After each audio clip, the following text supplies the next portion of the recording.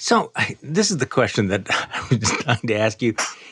Do you think that he woke up on the morning of January 6th thinking that he would be reinstated as president, or thinking that, in fact, he could hold on to office?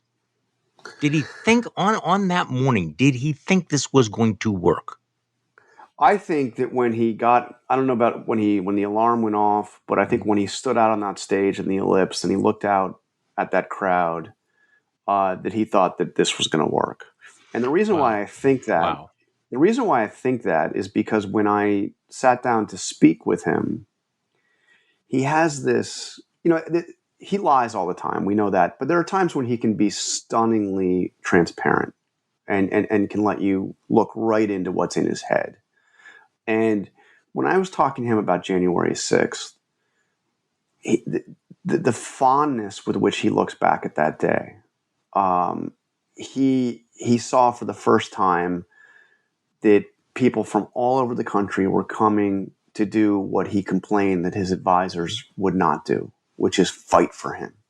That's the complaint that he would always do. Like going back to the campaign in 2016. I mean, if he was, the Access Hollywood thing happens, he's pissed off because nobody's going out on television to defend him.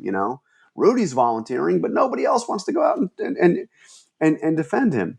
And he says, I need my people out there fighting for me. That's his constant complaint. You people don't fight for me. And now suddenly you had, and he told me, I mean, it's so crazy.